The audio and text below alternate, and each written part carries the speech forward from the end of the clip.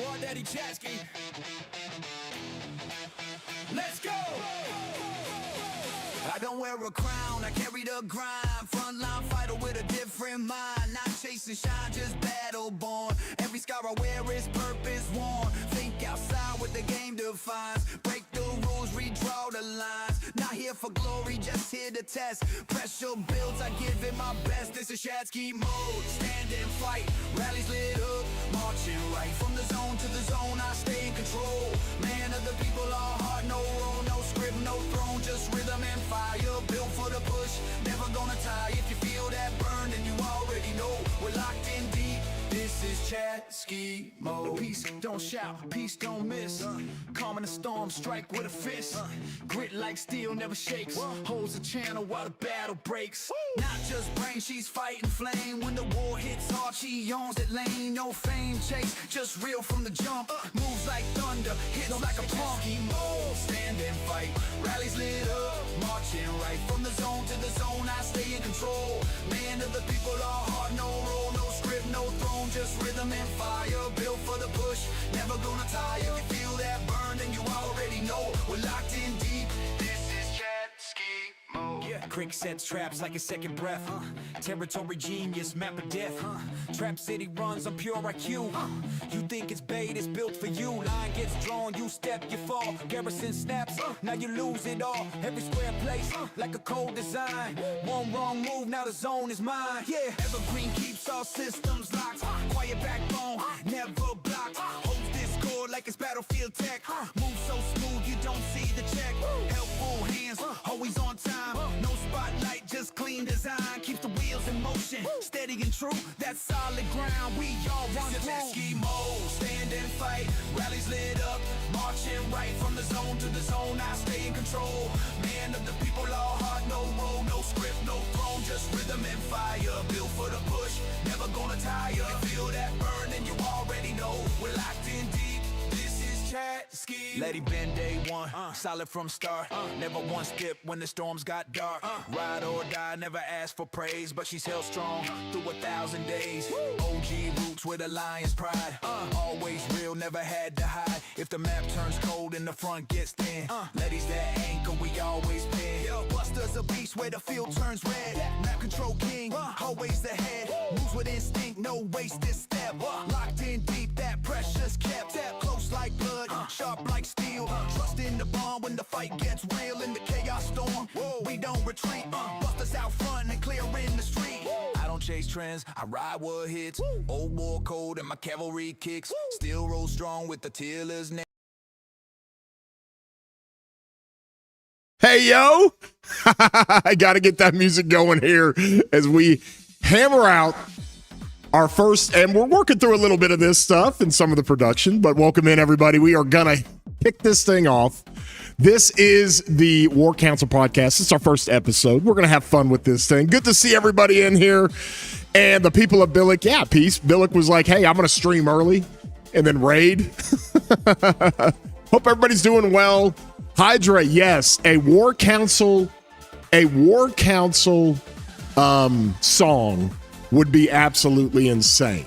And so as I go through the segments and the different segues into different production over here on the OBS, I needed to pull over the intro song over to this. But this is how this thing will set up. We'll have our boy Daver, we'll have Billick, we'll have Dom, and we encourage everybody to check in with us. We'll do this for a few Saturdays in a row here, get everybody used to watching us and all the different things. I'll bring the guys in here in just a few. But the idea of this and what we wanted to do was that, you know, I bounce ideas off of different people all the time. Obviously, Billick and I really close with the streams and stuff that we do.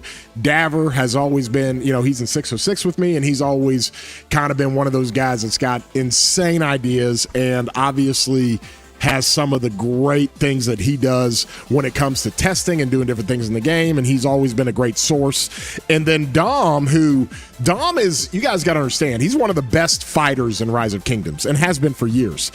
He's got his own YouTube channel. We'll go through that. He took a hiatus from the game for about a year and a half, and he came back, started putting out YouTube videos. He's a theory crafting guy. He is fantastic as well. So, like, the four of us were like, hey, should we like do a podcast? And honestly, it was Peace who was like, you guys need to do a podcast together. Like, have fun together, go through all the stuff that you guys go through, maybe let everybody peek behind the curtain of some of the theory craft and some of the ideas, and then it grew from there. And so with that being said, we decided to do the video or do the stream, and we kicked it off on the first stream when Peace is out of town, and she's like, great, thanks guys. But no, she was great at helping us, and you'll see Peace on the streams as well when we do these things moving forward and helping us with the ideas and segments. We're going to rely on you guys as the community to jump in with us. Also, I've got this thing set up to where these guys, we're all going to co-host, right? This is all of our product, if you will. So any donations that we put in, you're not just donating to me. We're going to spread it out and make sure that all the guys who are doing this with us are all included in some of those stream donations, live, or the super chats, the super stickers, the memberships, and all that fun stuff. So let everybody know Chatsky's streaming, and we're streaming the War Council, and I'll bring these guys in right now, okay? So let's introduce those dudes as we bring them in right now. And see, this is what happens. This is what's great, is that I open up the voice chat, and Dom's in here, and I guarantee you Dom was already talking about like theory crafting or talking about different things within the game. What were you just talking about, Dom? Oh, we were just talking about. Discussed a lot of interesting stuff here. You missed a lot. With that, talking about Quinn army groups. Oh my gosh! And you guys can tell the distinct accents, and hopefully everybody's levels are right. So you guys help me out here, making sure you can hear everybody nice and clear. Dom has got that South African accent. Of course, you guys know. There you go. And Daver's French, and he's got great English. He doesn't think he does, but his English is actually really good. It sounds very French. And then, of course, we've got Billick, who you guys know extremely well. And so these three guys, and I'll introduce each one of them as we go through this. And Dav, I'll start with you, man. First of all, and I'll pull up your toolbox here. This is Dav's toolbox, okay? Now, Dav is not a streamer. He doesn't do content on YouTube. However, he has a source of all the different things that he does. And you guys have seen me reference him in many videos. We all love to talk about it. He's got collaborations with Billick in here where he's gone through some of the different things like the rock equipment tool that he's got all these different tools, and you guys have heard me kind of go through that. And Daver, kind of tell us, number one, when did you start playing Rise of Kingdoms, and how did you develop and progress the way that you got into the nerding side of the game, you got into the nuances of the game, and then you developed your own platform to be able to help people with their accounts and help people with some of the different nuances and stuff in the game? Yeah, so I played this game since forever, I guess. I started when it was Rise of Civilization. Mm-hmm. We had no KVKs and forever. So yeah, since a long time. And the nerd part, I think it's just the people I met. So my first Imperium KVK was 1359, and I was playing with a French guy who called Polo, and he was very smart and knowledgeable about the game, and I remember we did our first test to know if attack was the best stat. It's the first man I saw using City Keeper to have a control environment of what you are testing. And then, it's along the way the people I've met, I guess, and I've been really interested in the hidden mechanics behind this game.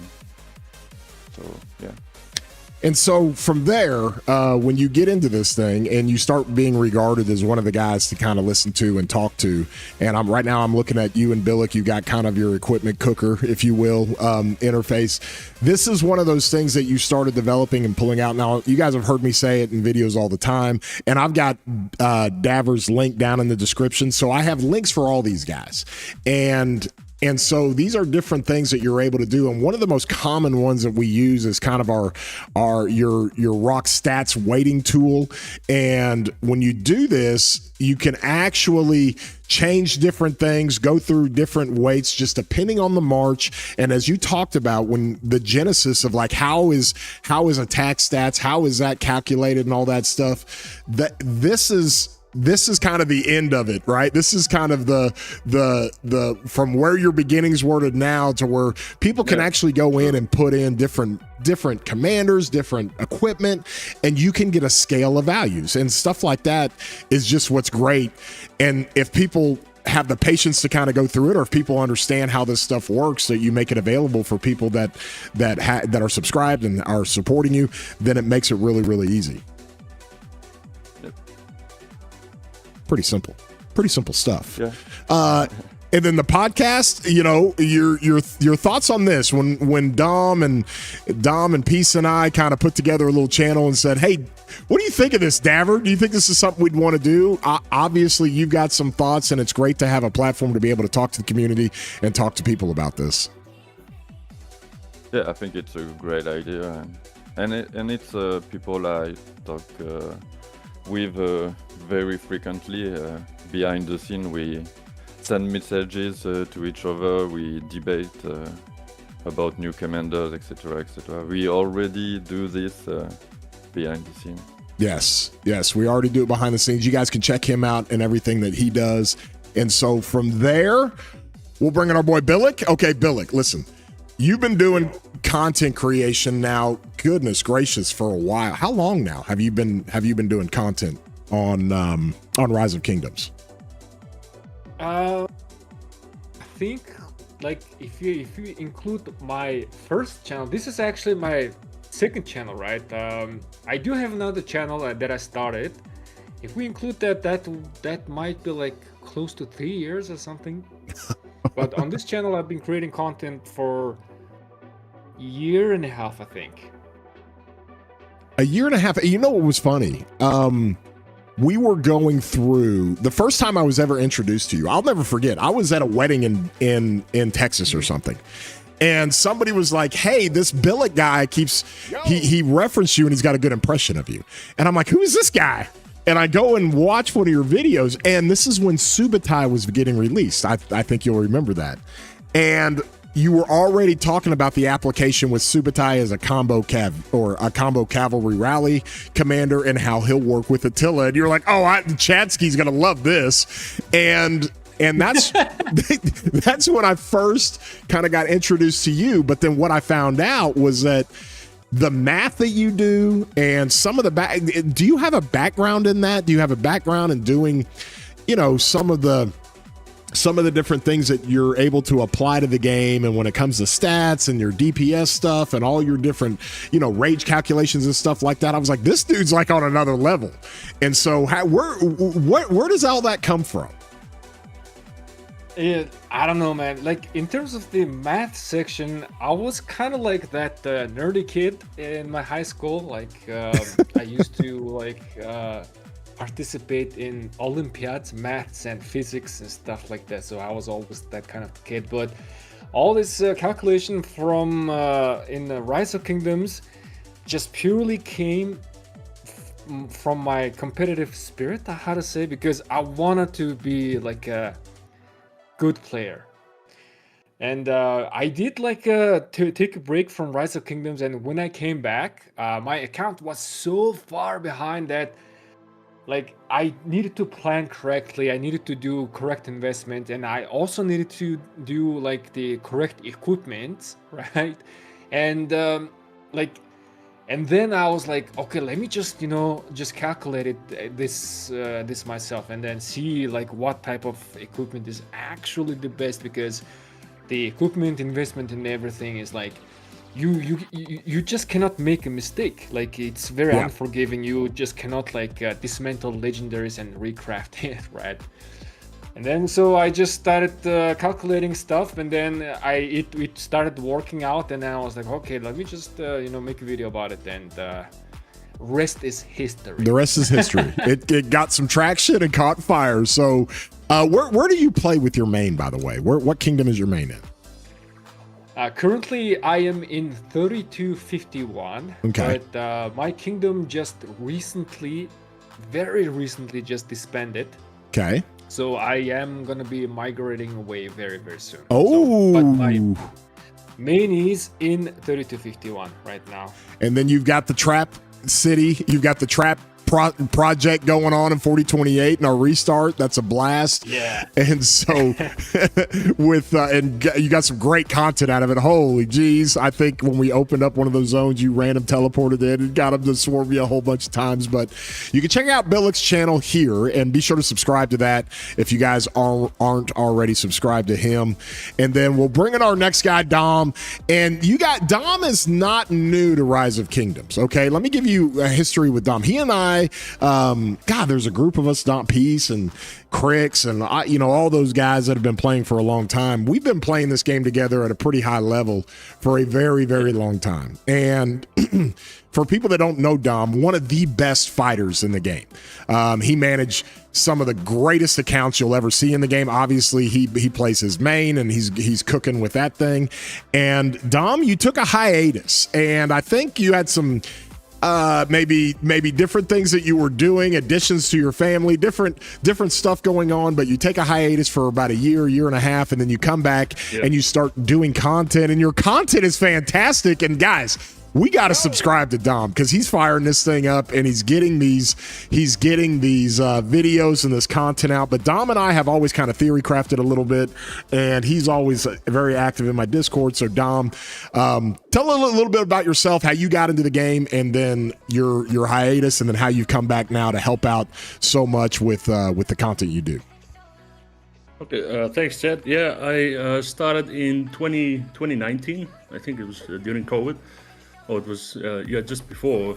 I can't even remember when it was, but that's when I started. I actually started in the 1142. Was where I started. The kingdom was it was a crazy civil war situation too. But then one random whale just invited me to his alliance, and surprisingly, in those alliances, Specco was there as well. So you guys know Specco too from the simulator. Yeah. And yeah, that's how it began. This whale that invited me there, he was always interested in dueling marches, to find out what's the cool talents to use or which commander is the best and stuff. So I was helping him with that. That's kind of how I learned to read logs in the game. And of course with Specco teaches me a lot how the mechanics in the game work and all that good stuff. So from there, our kingdom actually became Imperium, and it just blew up from there. I fought against a lot of known kingdoms at the time, like OV, and there was, I think it was 2378 or 2377 at the time too. Yep. But off the game, I actually started my own community server as well. And this was just a server for talent trees in the game, because that was what I was basically doing. I was trying to perfect talent trees, pairings for commanders, and it soon just later blew up out of nowhere. There was 4,000 members at one point. So and then it wasn't that wasn't that the genesis of the King's Codex? Isn't that how that kind of transcended into the King's Codex now? Yes, so I had my server and Russ had his server with all the kings and R4s of the game, and he just wrote me one day and he was like, bro, I have an idea, let's just make one massive server with all the players in the game and all the kings and leadership in the game. And I was like, okay, let's do it. And then that's how TKC was born, basically, from there. That's cool.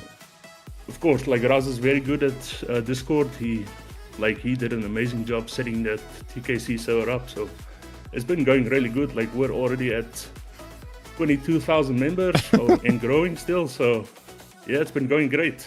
And since then, afterwards, later into the game, I of course met you guys in 2605, and we had a lot of fun KVKs there too. So it's just been awesome, man. And yeah, that's what I do now. I handle the combat section in TKC, and I like testing new commanders when they come out. That's like my thing.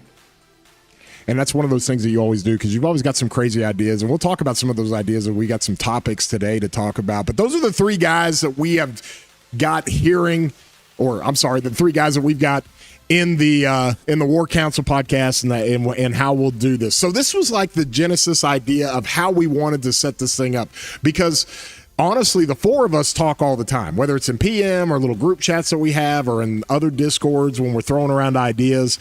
And you know, we bounce ideas off of each other. So the idea of being able to, and you've got, like I said, you've got Dom's YouTube channel here. You can check out his YouTube channel. The link is down below. But the idea of it was saying, hey, basically, you know, let's let people behind the curtain here. When we start theory crafting and talking and going through all this stuff, let's go do that. And Peace, thanks for the super chat. Also, Uskan, thank you so much for the super chat. Dom, teach me to fight senpai. There you go. Peace, thank you for the super chat. Dom is also a recruiter for 4028. Blow up his DMs. It's all Clyde's fault. Yeah. 100%. If you guys want to migrate, let's go. Message me. Yes. We're all here in 4028. Everybody but Daver. We couldn't get Daver to do it. Daver's way too busy. And so that was one of those things that we get into where when we started. But you tried. Yeah, we tried multiple times. We did. We tried. Davor is there with his heart. He's always in our heart. Yes, he is. Let's say that. But Don, you know, it's funny because 4028, we're in a situation to where we are. You know, we just got out of KVK1. We're building the account. Clyde's doing the recruitment. Don jumped in. I think Drench is helping as well with the recruitment. And it's like, okay, this little idea of like, hey, let's go do a restart and have some fun with it kind of has grown into like blowing up. This well-organized kingdom. And it's funny because we have these native players. And one thing about Dom as well, he's one of the best war leads you'll ever hear. All these native players, they're like getting completely jaded by good leadership and good war leading. They don't understand. It's like, guys, the people that are running this kingdom and the R4s and the leadership and council and Peace and Letty and Clyde and Evergreen, Minato and all his staffer and Trauma, all these people with Dom, and they don't realize that, you know, there's so much experience at the Imperium level, and it's like, well, gosh, this thing has run so well. Let's just keep this thing going. And so we've opened up recruiting for KVK2. It should be a massive KVK2 with the Scarab group and 4030. That'll be a lot of fun. Velociraptor, good to see you, man. Thank you for jumping in with the super chat. And like I said, everybody know, let everybody you know that Chadsky and the crew with the War Council are doing their first episode. We'll go through some of these topics, but Velo, thank you so much for the donation, buddy. Appreciate you. Hope you're doing well.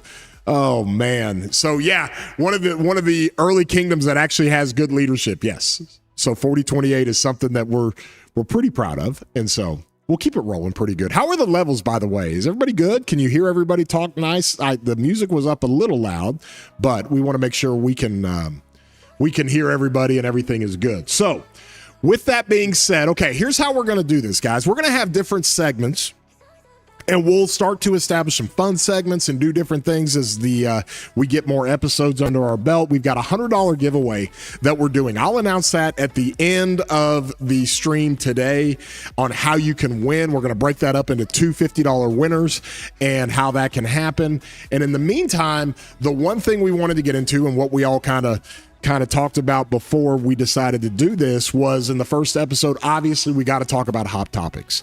And if we're going to talk about the things that are most relevant and pertinent today, and I'll open it up, boys, with this. It is our boy Alp Arslan, okay? We've all kind of done our theory crafting before he came out, and then when he came out, I think Daver, you and Billick, you know, just understanding how this guy worked with the pierced effects and triggered by the third skill, and then is it an AoE and it's immediate AoE, how it was described in the battle logs. I mean, it was all confusing. And so have we ever had, and I'll open it up to you guys, have we ever had a commander this confusing? I know Chin was pretty insane to try to figure out, but this guy, just the way they described his skills, I could probably have done better on the description, but he's definitely a very complex commander, right? Yeah, definitely Chin was very complicated because it was all very new. And yeah, I agree, Alp just a bit confusing about the description for his skills. And Billick, I remember you commanders more and more complicated, but I guess it's understandable. Like it's on the other hand, like it's complicated, but again, on the other hand, it's like something new, right? I mean, we don't want to it would be kind of boring if you like keep seeing like the generic commander models. So this type of commanders, and I think they will keep releasing this type of like very uniquely skilled like mechanics commanders in the future for sure. But it's just very unique. It's like I think it's just keeping the game like fresh in my opinion. But Dom, I'm more of a, you guys know me. I'm simple. Like keep it simple, stupid. And that's why I loved commanders like David. David was a relatively simple commander, right? Not a whole lot of complexities, good debuff, all that stuff. Versi, the new leadership commander that's coming out, he's relatively simple. He does have some things we got to test out with some of his stacks on some of his buffing that he does based on the shields, and they wear off and all that. But Dom, when you first saw Alt, what was your first impression of this guy? I know you have some great content about him as you dive into this, and but you can also speak on the application in the field. You've seen people now start to run this thing. What were your thoughts on it? So when he first came out, like the first thing that I would say like freaked me out a bit was the logs, right? The logs didn't make any sense because he had something on his active skill that was being applied as like passive effect, right? So we had to confirm that with support as well. And for me, it was mostly just about how the Pierce debuff is working and the defections. And I wanted to like see that eventually like on a larger scale where you can like actually get like a big group of Alps together. That was like my main goal. But a big army of Alp Arslans, of Aarons out there. Yeah, so the defections can like stack on a specific turn, but and it is separate like damage mechanics that is happening there. So I'm still like pretty hyped for that. We did find out like the Parthian shot, it hits really hard. Like it's actually a crazy full skill that Alp has. But as far as KVK goes, like a lot of players are saying that he's training either very bad or some have like little good reports here. I know he's been performing in Troy KVK, and I just came out of like a low seed KVK2, and the people that did use Alp were pretty happy with him, even with all three of the pairings, so Herman, Zuge especially too, and YSG as well.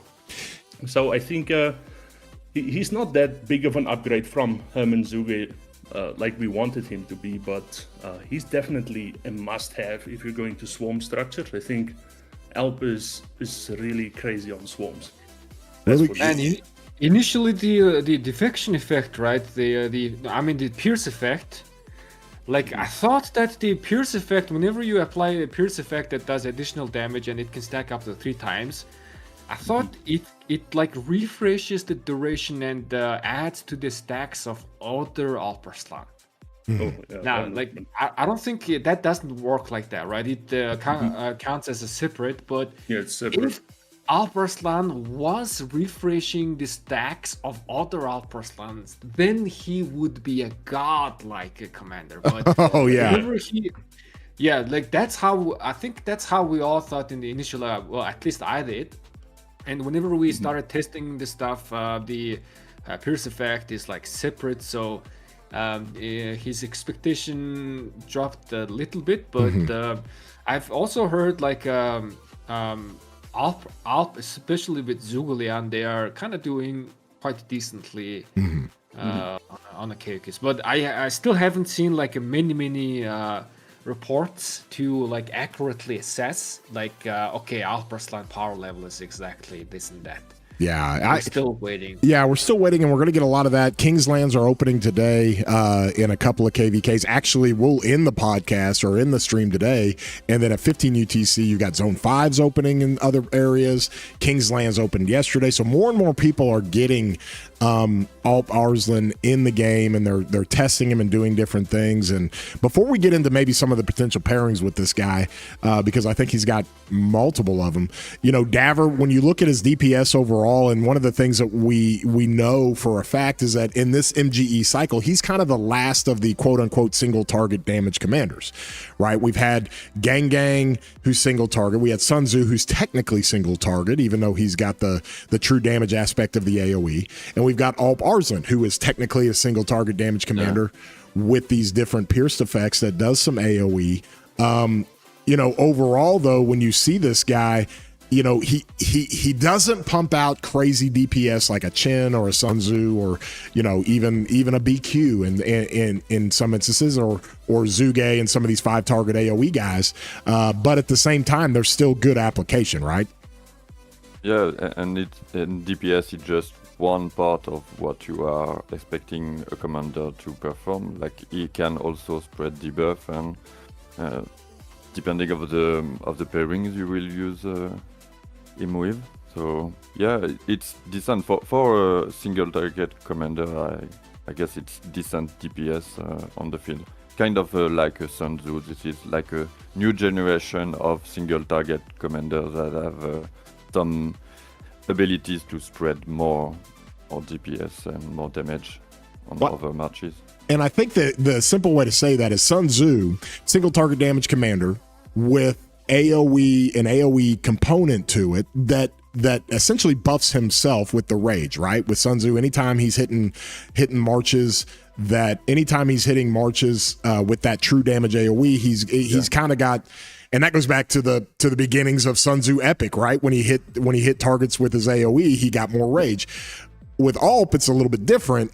As he's hitting targets and as he's doing some of that stuff, he spreads debuffs, and then you've got the different aspects that he's got with the Parthian shot and obviously his third skill. But I think overall, how to say this simply, and this is what's fun about this, and chat, you guys know this, and we're seeing the questions in there. Balba, good to see you, man, and Brant and some of you guys. We'll answer some of these questions as we go through it, but from Alp's perspective, if we just keep it simple, okay? And I'll open it up to the three of you guys. If we want him to do more damage, is it as simple as like putting him with YSG, where there's not really any debuffs going on and you're maximizing his pierced effect because that's the actual effect that you're going to get when it comes to his third skill? Is that a simple way to say it as far as doing more damage? And then if you want to use him more for debuffing, you can put him with Herman, or you can put him with Zuge. You can put him with some of these other commanders that do more debuffing. You know, what's the easy way to say this for everybody? Yeah, I think with YSG you will prioritize the pierce effect. At the same time, I think it's Bilect and on that if you do a lot of back and forth, you might be a bit slow on the pierce spread. But I think YSG and pairing with YSG and pairing with Zhuge Liang to maximize the skill damage spread. Yeah. And pairing with Herman if you want to also prioritize the poison stacks spread. Yeah, Billick, you had some thoughts on this with Zuge, and people have been debating about this as we talk about the pairings of Alp Arslan. Honestly, I've seen reports with all three that are pretty good. Now, Alp is not doing 4, 5, 6 million kill point type of reports like we saw with Chen or even Sun Tzu. But he's definitely an upgrade. We know that. But Billick, you saw him with Zuge, and I've seen some good Zuge reports with this guy. What do you think is the best for him? If you have a best one that you think, or do you think all three work? Like, what are your thoughts on that? So, my analysis and like theory crafting, it was kind of directing towards the best pairing for Alparslan to do damage is Zugulian, because you want to stack up the Pierce effect, but the problem is, in order to stack up the Pierce effect, you have to trigger Alparslan's third skill, the Benevolence passive. You have to be triggering that, and in order to proc the Alparslan's, the third skill, you have to do a debuff in order to trigger the benevolence effect, right? That benevolence effect is actually spreading the pierce effects. And if we take a look into YSG doesn't do any debuffs to give this benevolence effect like fast enough. So in my eyes, Zugulian was, because Zugulian's first skill is instantaneously applying 5 debuffs, he is instantaneously triggering benevolence effect. So Alparslan is starting to spread the pierce effect as fast as possible. So that is what I'm thinking, but I'm still not like I still want to see more reports. I mean, YSG does give you tremendous amount of more skill damage bonus, so depending on maybe equipments and such, could still work very well. But in my eyes, Zugulian in terms of doing damage was the perfect pairing. And for debuffing was Herman.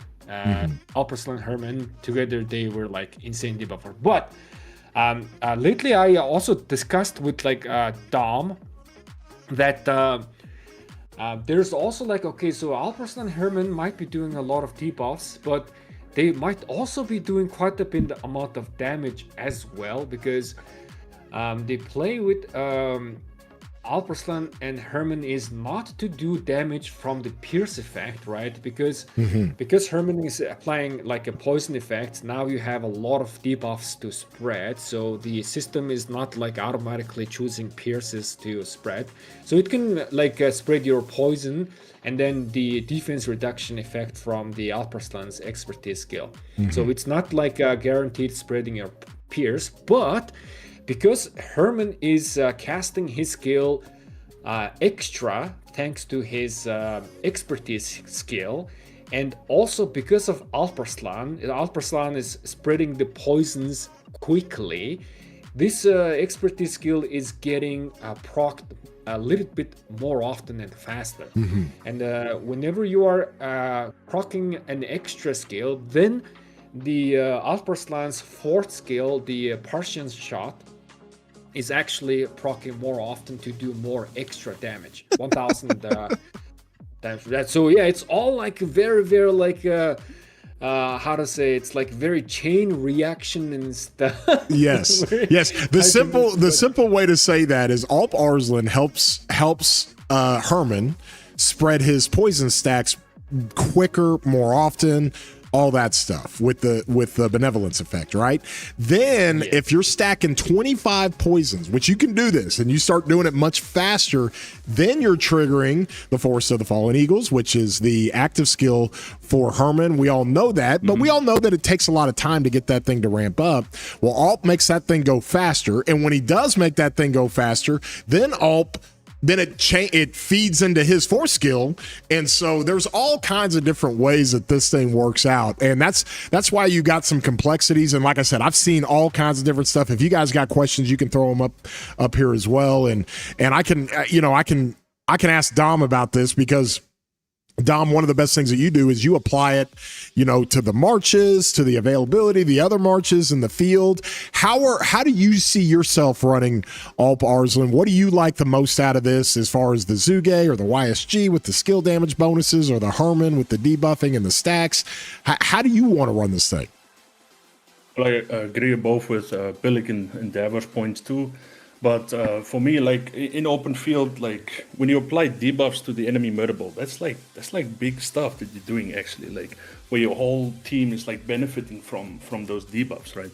Like we even saw in the past when we were putting poison stacks when it was just skill Oh, you damage had to back have then. them. Like you had to have them. That Yeah, was I'll never you had forget. to have this. Like Like, it C was C crazy. Will says, whatever murder ball has the most Hermans when Herman came out is going to win, and that's back when every just about all the commanders were skill damage commanders. Well, things have changed a little bit, but I think they're trying to get to more of a balance to where you have a good amount of skill damage commanders that still get so much. Obviously, with Chin, people still running a cavalry march with skill damage. You're getting so much benefit from those poison stacks. They're trying to balance that thing out, but like you said, I mean, dude, it spreads like crazy in a murder ball. Yeah, and like with the poison, like if you're gonna do the Herman Alp, it's gonna, like Billick found out, it's gonna copy and paste those stacks. And who's it gonna benefit? It's gonna benefit your QSH. It's gonna benefit all your QSHs in your murder ball, and that has very strong application in a fight, I think, as well.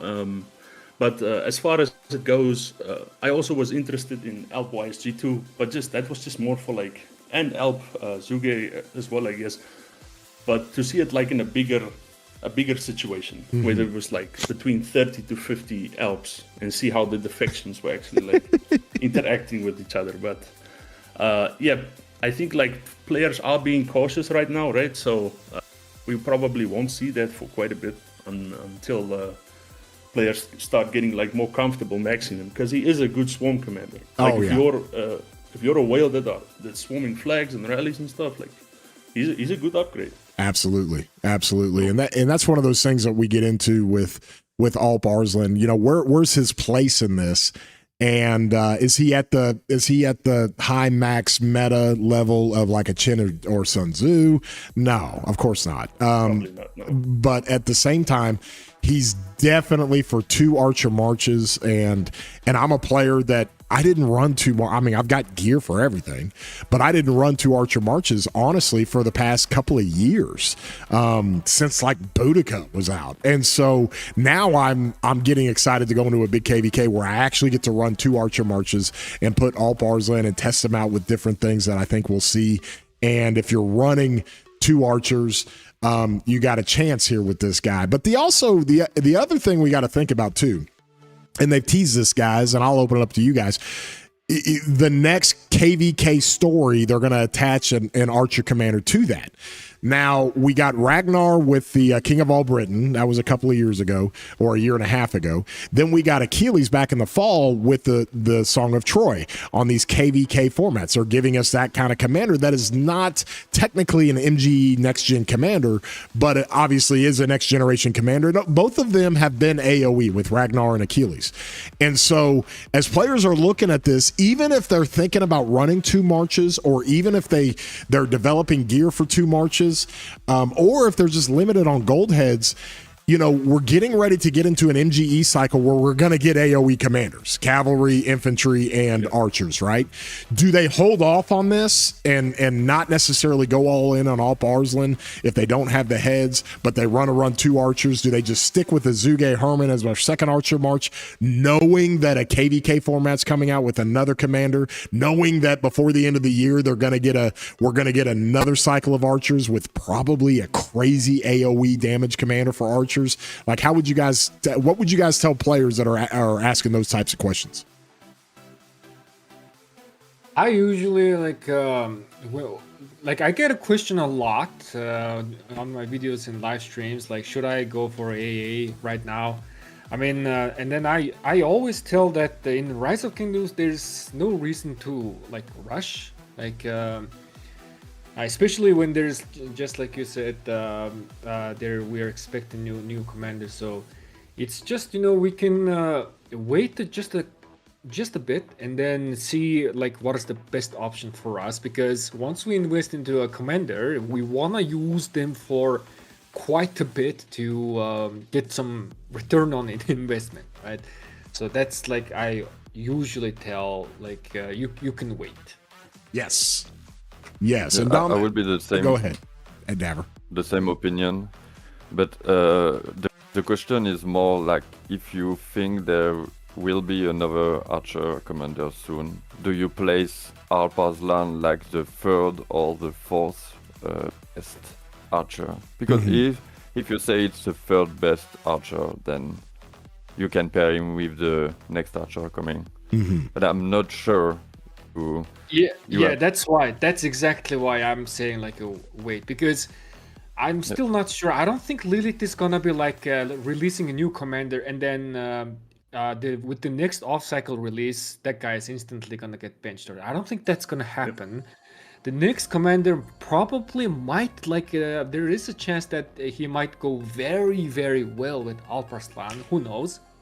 But still, like YSG is like because YSG gives you 62% skill damage bonus. It's just being insane with Qin Shi Huang. It's like you just slap that guy with whatever like insane AoE archer commander, and he is giving you a tremendous amount of skill bonus, which is in return you are doing so much damage. Yeah, and then Zhuge is still like he's still giving you half of the bonus and giving you debuffs and stuff. So it's been quite tough to like what to do with these two guys. And then whenever the new commander comes in, it's also like if we think about it, the off cycle, let's imagine the off cycle is an AoE, but he doesn't have any skill damage bonus built in himself, right? So you're not gonna bench Qin Shi Huang, so Qin Shi Huang is probably gonna be paired with Zhuge Liang or either YSG, because they both give you bonus and 5 AoE, so Qin Shi Huang is doing more.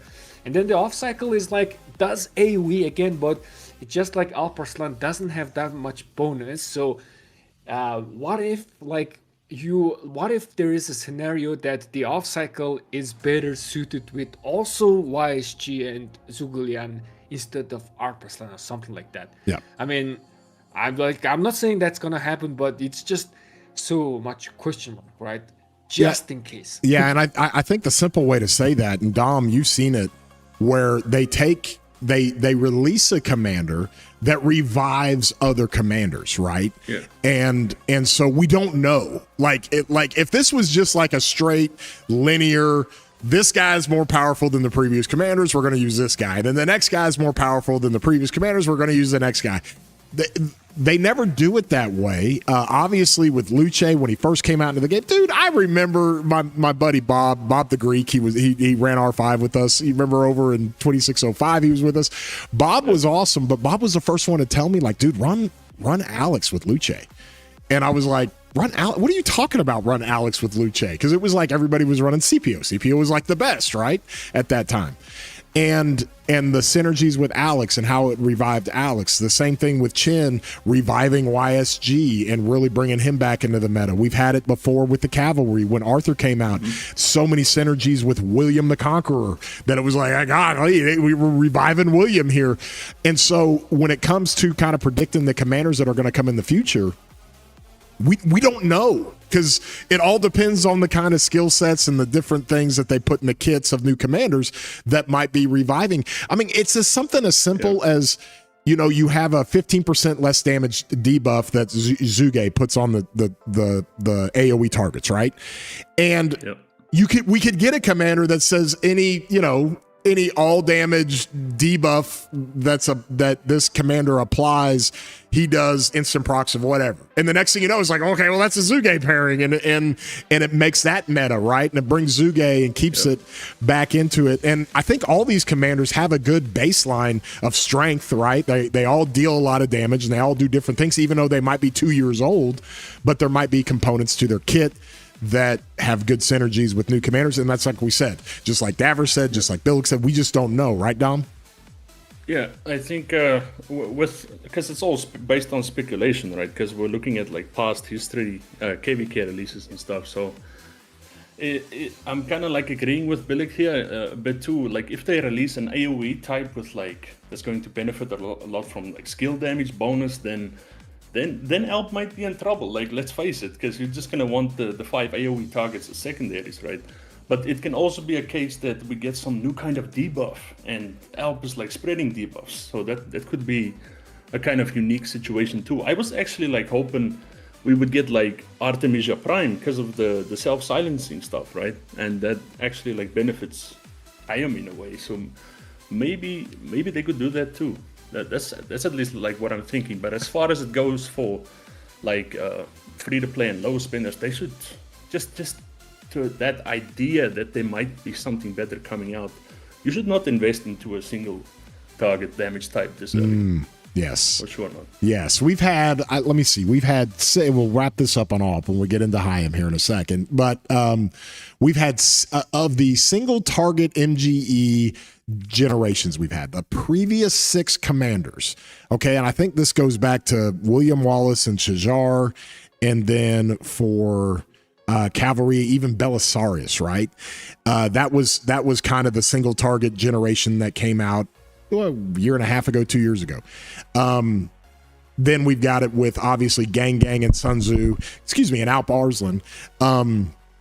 Only really Sun Tzu of those 6 commanders is the only, commander. It's like, you got to go back to this guy. Like you just don't see.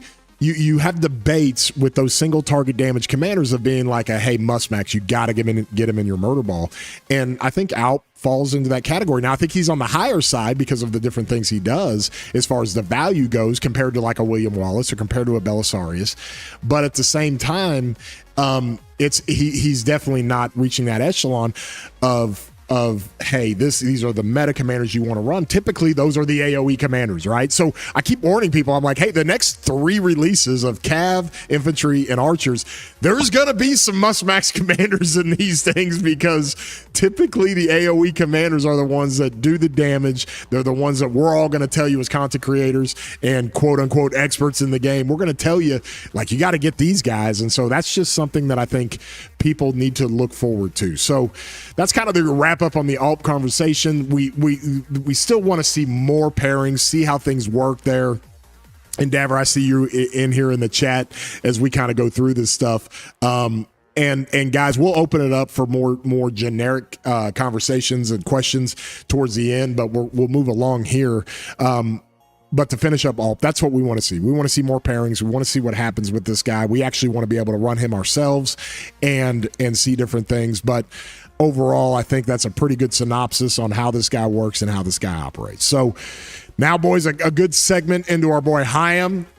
Like, when he first was released and you first started messing with Specco Simulator, you first started messing with some Ark of Osiris custom arcs where you were mimicking some of the KVK stuff, looked insanely strong. And I think in a 1v1 setting, probably is the best that you could probably run. He's not going to get completely wrecked by calves. He trades okay with those. He does well against the archers. Does phenomenal. I mean, he's the issue I think I've got with Hayam is that in the rock paper scissor meta that we're seeing right now, I think they did too much here for him to mitigate the infantry or counter the infantry rallies.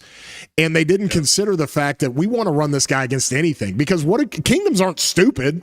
What are they going to do when they see a Hayam in the garrison? Well, they're not running infantry rallies. That's the one thing they're going to do. Yeah. And I think with how easy it is to change, because you just cancel a rally and somebody else fire up another one. I don't want to say disappointing, but seeing how we know he's gonna have a tough time with swarming as he doesn't have that many tank sustain type of skills, and he doesn't have really any kickback damage if you're not trying to silence this guy. And of course we get into our theory crafting, and Dom, you'll have a good one to talk about here in a bit about how to pair this guy. But at the same time, guys, I was a little underwhelmed by the overall performance of Hayam. Watching these Kingslands that opened yesterday and the day before, I'm not seeing any Hayam flags. I'm seeing Gorgo Martells. I'm seeing Attila Davids. I'm seeing Attila Gorgos and these artifact KVKs. Nobody wants to mess with this guy in Kingsland when flags are getting swarmed and you only have a 2 million cap. I'm just not seeing a whole bunch of it. Thoughts? Anybody? Yeah. I left you speechless. No, I think Dom has the most. It's kind of like what you said, right? Players are not stupid. They're not going to use SA against Hayam, and that's basically what he's doing with his expertise. He's countering SA rallies like fully, right? And when you're not using SA or you don't have any silence, then you don't get that expertise benefit, and that's the thing that he's missing, right? So, I mean, the community did cook up the Artemisia thing too, but that's too inconsistent because of the cooldown that's happening, right? So we need something that can like activate his expertise a lot more often. I think, but the Wedge 2 inscriptions are definitely hard carrying Hayam. I think for the most part, because we still have just like the first gen for pincer and combo still, right? But yeah, like you saw in the gate fights now, he's not doing very good against double rallies, and that's partly because Attila is just so crazy with the white numbers that it always cracks an archer garrison, right? So that's maybe like the archer's weakness or the troop type's weakness in a way. But as far as like his kit works, his third skill is amazing. The fact that you can consistently clear enemy rallies debuffs, that actually makes him somewhat usable in a lot of situations in fights. And you can reduce the rage of any infantry march that deals smite damage to a flag too, and it slows it down like quite a bit as well if you're using like 2 smite commanders together. So I think in like he's more like a 1v1 situation, but I think he can do good in Kingsland flags. I'm pretty sure he can. Well, there's some stratagems, and I know Evergreen was cooking up some stuff with the 20% to 30% counterattack you can use on a stratagem. He was saying, hey, I'm just going to try Hayam with Hector and kind of see how that goes. Obviously, in zone 5s where the swarm tech isn't quite there, past 7s where you got to be really coordinated to run double rallies. And if you can force the enemy into making it hurt really bad to try to swarm forts in zone 5s or to where they can't double rally in a pass, then I mean he's ideal. He's great. And like you said, his third skill is off the charts, Dom.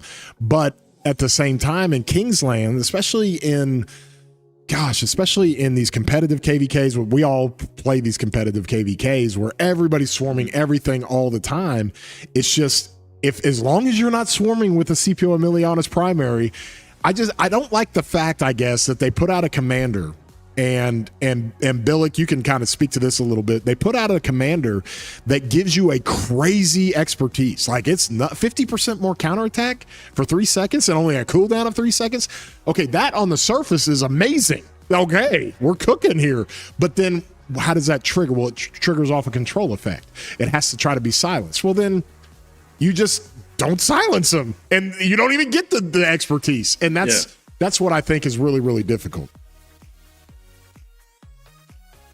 Yeah, you need some like self-silencing aspect, and that's kind of like what I've been like doing, like in the background. I was trying to like just find a way, how can we self-silence ourselves, you know? And I actually like found that talent in the attack tree that actually does a similar thing like that. So the last 10 talent that actually like applies like a self-silencing for 2 seconds.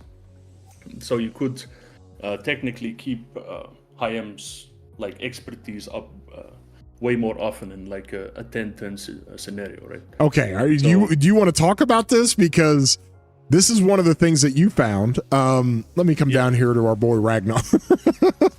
No. I was afraid it was. Well, we got to talk about it because the theory is really, really good. And Daver, I love. Okay, so anybody that doesn't know, and Hum Farm, I see what you're saying here with your second infantry march, running that with Wedge when you're trying to swarm down a Hayam. When you're looking at this on the attack tree, now who has the attack tree? Ragnar has it. Attila has it. Luce has it. But the attack tree at the very end of it with Last Stand, and this is something you found, Dom, and you were putting it in these Discords and we were having conversations about it. This counts as a self-silence, right? Self-silence, yes. The only problem is Hayam is not an attack tree, and you have to run that commander primary. Well, we're going to run Ragnar primary, and that's what sucks about it. You really can't do that. But at the same time, this self-silence will trigger that 50% counterattack damage. So I don't know if you get somebody. Go ahead. The commanders we have currently is not looking too great to use it, right? So they might come out something in the future that could actually do something like this to benefit Hayam. That's what I'm thinking. And the other thing I thought is maybe like somebody like you, Chad, that has infantry leadership gear, for example, right? You can convert Hayam into an infantry commander and then just run it and try it out, you know? See what it does. Turn Hayam into an infantry commander and then run it with Ragnar in front. Yeah. run it with Ragnar. I mean, guys, let's go. Daver's head's exploding right now. Like, guys, you got to stop the Ragnar stuff. I think this is what's so simple. And okay, this is great because it lets me ask this question. Because you take old commanders like this, where Ragnar, or any of the all damage commanders or commanders that are going to do bonuses to normal damage, right? You take a Julius Caesar, for crying out loud, and his all damage aspect that he has on his expertise, right? And so, or actually his active skill with 30% more damage. But overall, we talk about it, it's so complex, but so simple. Like, the best way to make commanders or make garrisons hard to swarm is real simple. Give us all damage, give us normal damage, give us counterattack. It's that simple. And it's so simple that you guys already did this years ago in the game with Attila and Julius Caesar and Ragnar and Martel and these commanders that do this. And it's like they forgot that. It's like they forget that, hey, a 40% proc on all damage, even if it's just for 2 seconds, or even if it's for 3 seconds in a passive skill, that would fix everything. It would help us. Speaking of anti-swarm, also attack talent tree. Because attack talent tree gives you 23.5% normal damage bonus. It does. Attack talent tree is amazing. I keep trying to tell everybody this. And so, Daver, go ahead. You were going to say something about that when it came to some of these different aspects of how we create or how we make, better anti-swarm garrisons, right? Yeah, I mean, it's all about normal damage and counter-attack damage, but the thing is that this older commander were in a time where commanders were not so strong, so now when you swarm stuff with the power creep we had in this game, it's just very, very hard to sustain a flag. So it's not just to when we have Attila and Ragnar. Yeah, and so it's almost like it's a binary effect. It's not just the fact that they're struggling to give us commanders with a ton of normal damage. It's also the effect of the marches that are swarming now. I mean, guys, they're crazy. Yeah. They're out of control.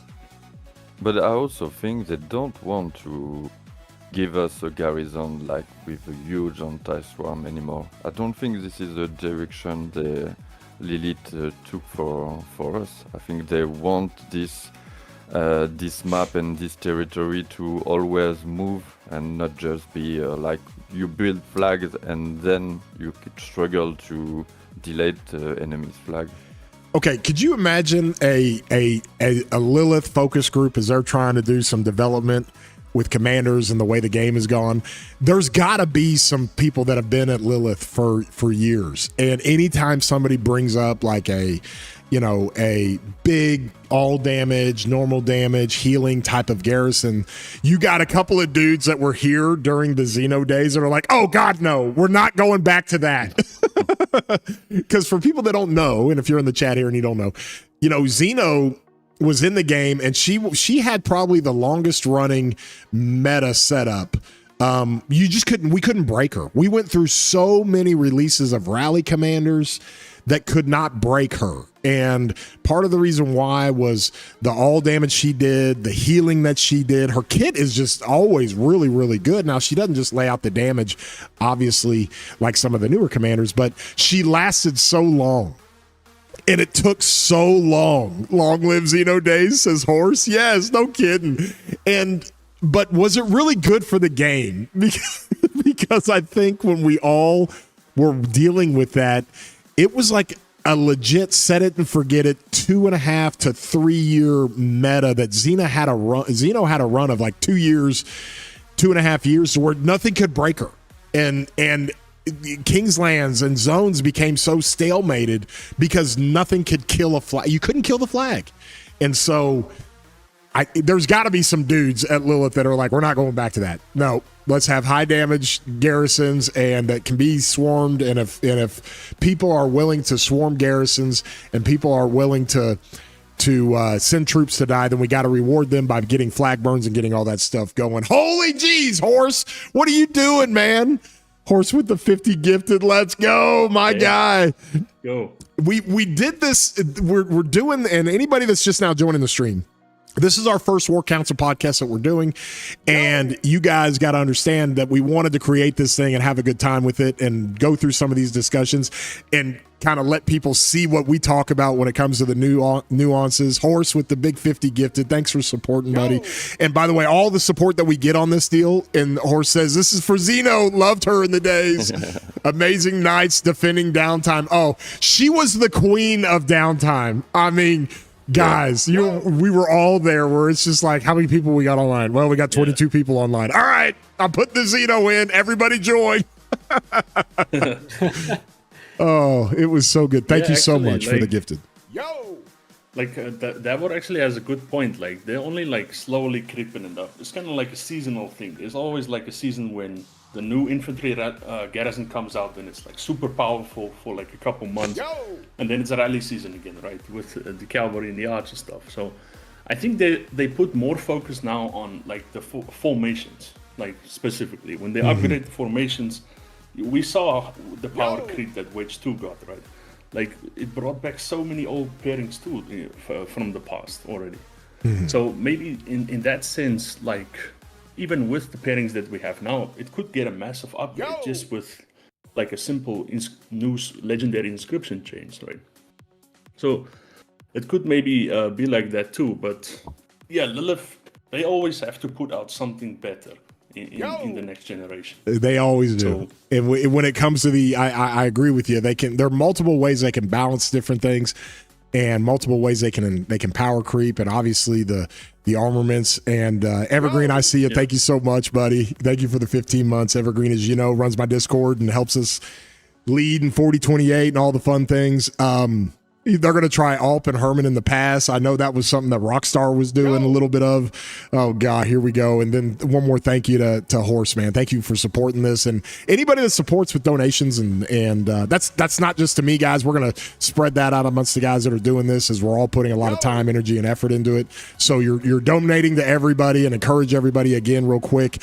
The links for everybody's YouTubes and for Davor's toolbox is down in the description. Make sure you subscribe to Dom.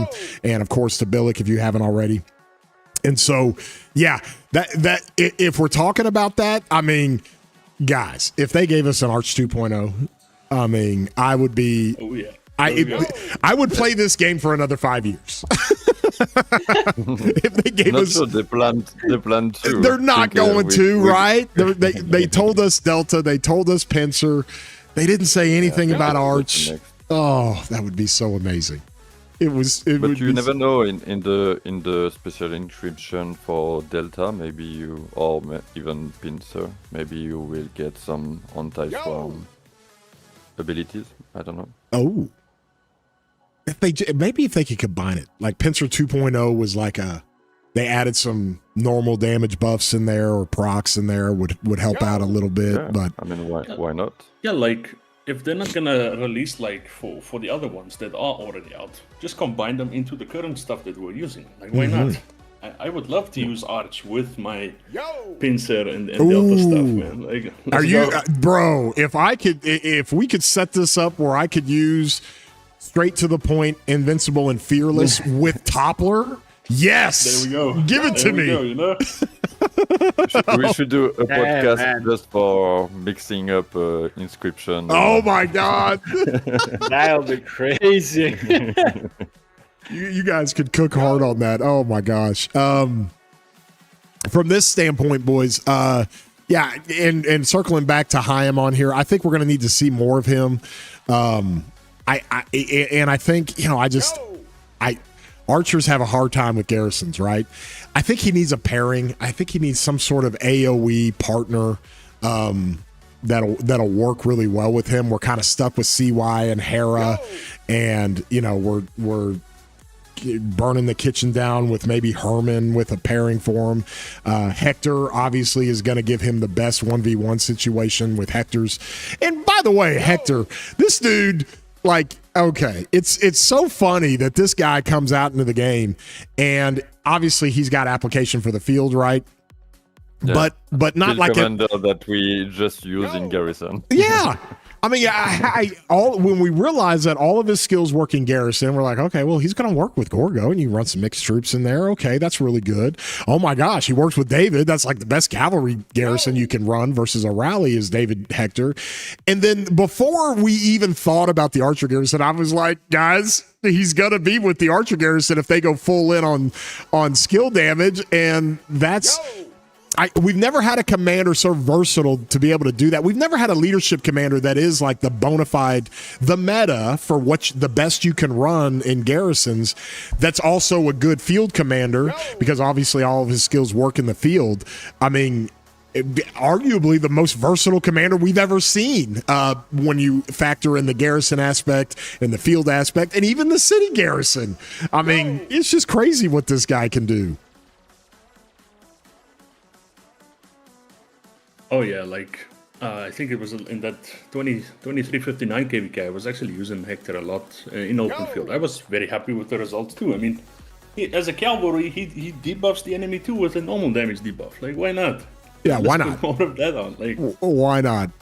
And his second skill is so good too for like any secondary pairing. He brings defense, health, and he has a lot of march speed tied to it. Yeah, and he's sneaky good because I ran him a few times with BQ and Luce on the infantry side. He's sneaky good with infantry. Like people that are running like 3 infantry marches and you're breaking up your BQ and Luce a little bit, he's fantastic with BQ. Good march speed, obviously health and defense. Anyway, so that's a tangent we can get on about Hector for another conversation. But again, going back to Hyam and kind of finishing that up, we're going to see how he runs in some of these Kingslands when he really gets swarmed. If you can keep him alive, maybe you can kick out enough damage. Maybe some of the stratagems help with some of that stuff. But yeah, I think we know this for zone 5s where not a lot of swarming or passes. He's insane. He's really good. But even to the effect of like Toku, when Toku first came out with Gorgo, even when that was getting double rallied, and I remember because I ran a bunch of double rallies against it, the tank rally would get kind of cooked. I mean, it was going to cook the tank rally. Like if I'd run an Attila Subutai, of course, infantry is going to counter cavalry, but I wasn't trading very well. However, you had to get your damage and your trades from the DPS rally, where Hyam is not really cooking the tank rallies in double rally situations. And that was like one of those measures that I saw, and I was like, man, I don't know. I don't know if we're getting this thing as getting a garrison commander like we've seen before in the past when they've released, infantry or cavalry. So yeah, he's just getting overloaded with white numbers. And that's like Archer's biggest weakness is like tanking against cavalry that bring a lot of normal damage to the field, right? So no, Dom, I'm trying to limit the amount of times I say the word Attila in my streams, okay? And you keep bringing up these situations where I got to mention this guy. I mean, it's true. Like Attila is the white damage king, So do we need another commander like that? Can they give us another commander that does no red numbers but just does crazy amounts of white numbers? I mean, are we past those days? If they would, it would be a special, like maybe an anniversary for Lilith or something, because maybe they go retro, they go legacy. Yeah. Legacy release, that would be kind of awesome. Like if they do it like maybe on the 10th year or something. Oh my gosh. Well, kind of cool. Another one of the hot topics we wanted to get into, but we're going to talk about a lot next week, is Vercingetorix, right? And Daver, go ahead and say that name for us, because that's a French commander. He's originally from Gaul, right? How do we say that name? We say Vercingetorix. Okay. Oh, okay. You got. It's very French. Very, very French. But we'll talk about him in the next podcast. We'll go through some different applications as he's getting closer to his release.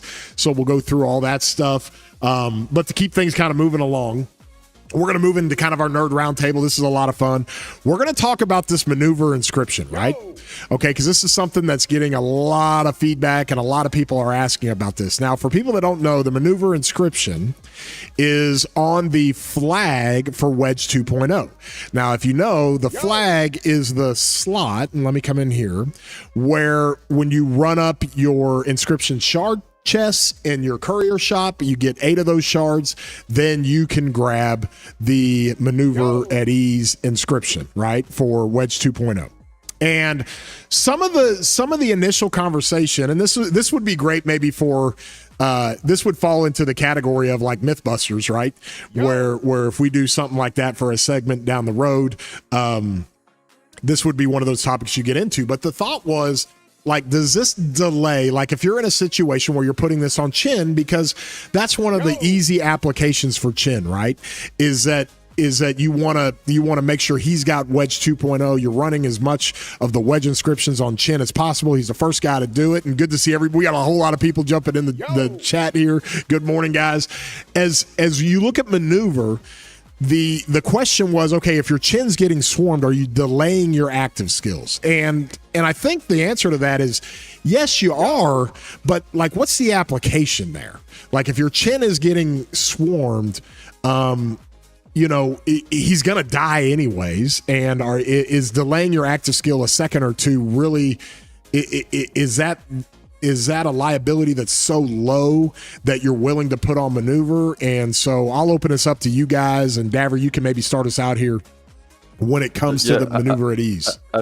I think the confusion was the description, the original description, because there was missing the word damage. So it was for every 3 instances of basic attack and counter attack dealt, and there was not the word damage initially.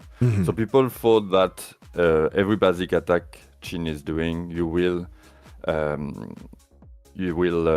delay your skill cycle, which is not true, because you don't deal any basic attack damage. So it's only for counter attack. So in the field, you usually try to not be swarmed down. So yeah, it's not delaying your skill cycle as long as you are not swarmed. I think it's the really simple way to explain it. This second part doesn't trigger if you are not attacked. So as long as you are dishing damage and not being focused, this second part of the inscription doesn't work. So you just have the damage resistance. But if your playstyle is just going through the enemy mother ball and stay there until you dead, the second part will just delay your skill cycle, and you don't want that on Chin. I think you're targeting me there, because that's exactly how I play. Maybe. You have maneuver like this on Chin Shi Huan, and man, what are you doing? Yeah, there you go. But I think in any kind of normal setup for 99% of the players out there, Billy, it's safe to say, that's still the best in slot, right? Is that better than balanced when it comes to the Wedge 1.0 or the original Wedge inscriptions? I would assume that it is, obviously, because of the different things that it does. But, balance has always been pretty strong. Any kind of damage resistance is great. And the only thing interesting with balance is in that we've noticed on Chin is that that's a tough situation to get Chin to get his rage over 80%. You can, but it's not as applicable as it is to just regular commanders. King's Hand, thank you for the 5 gifted, my man. Thank you. Appreciate you, buddy. Hope you're doing well. One of our 300 members in King's Hand, helping us with our 4028 kingdom. But what do you think, Billick, overall, as far as comparing those two, especially on Chin or even with an Alp Arslan? Maneuvers, I would assume it's still best in slot, right? That's what I've been telling people.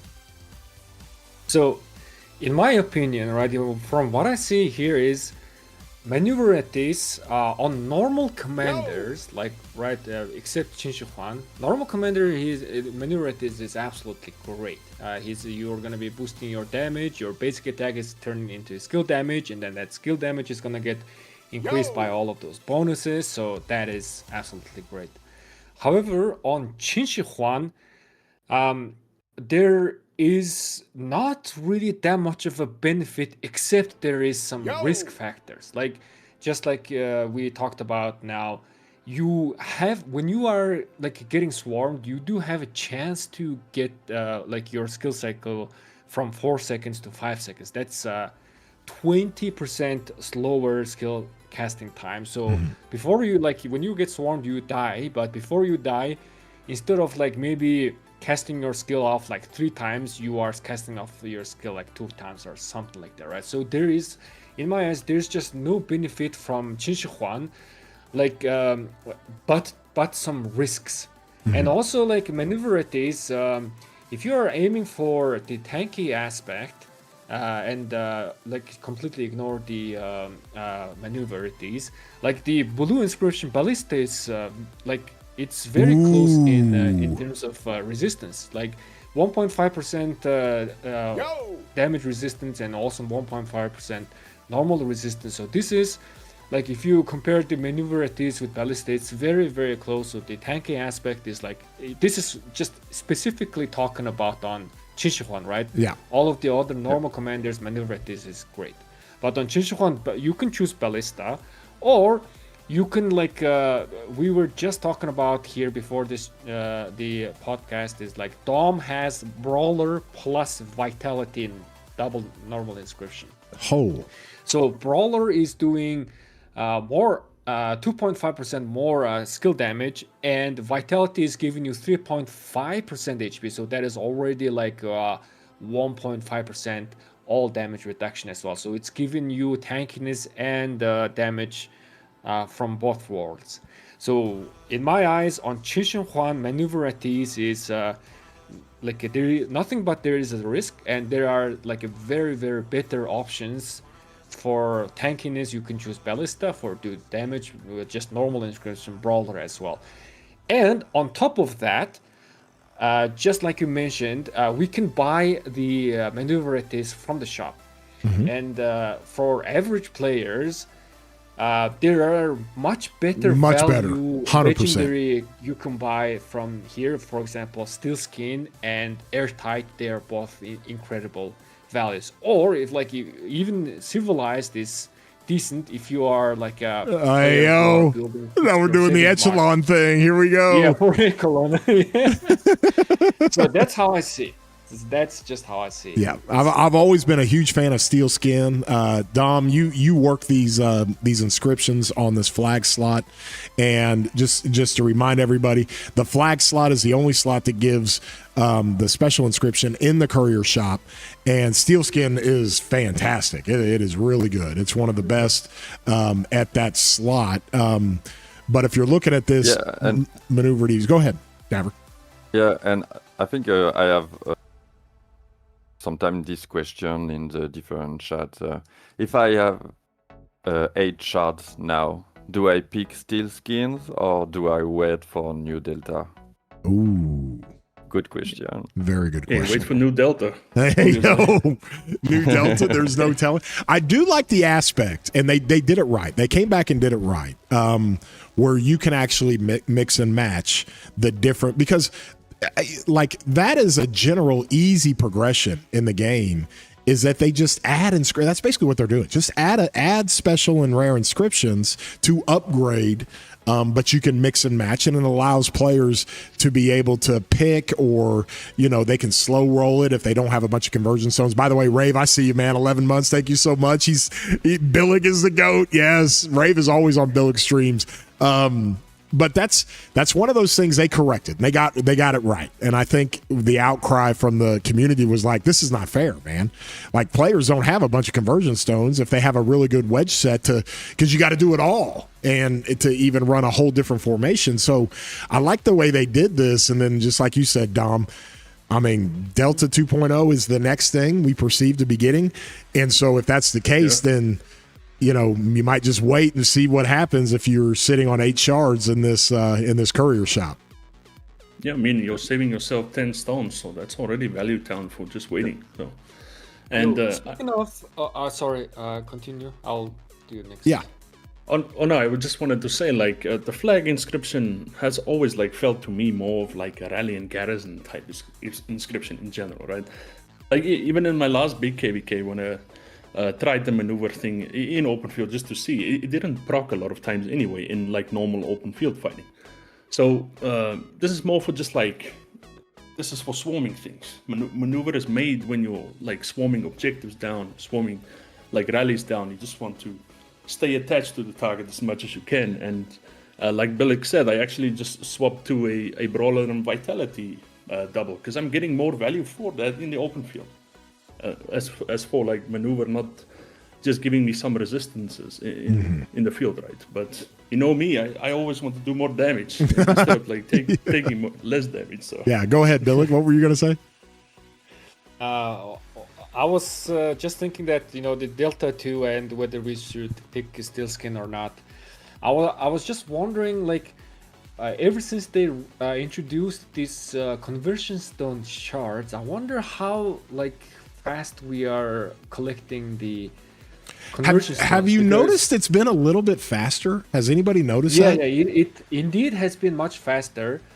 Ever since they introduced, I don't know when did they introduce, but I have managed to get, let's see. Yeah, I managed to get like 4 conversion stones combined from the shards. Like, when did they introduce this? Well, and I don't know the exact Like a date that month ago. they introduced it. Yeah, it was about a month ago. But there was an initial outcry, and people put it up as an in-game suggestion in the Rock Discord that they weren't getting a whole lot of these. It was taking people a long time.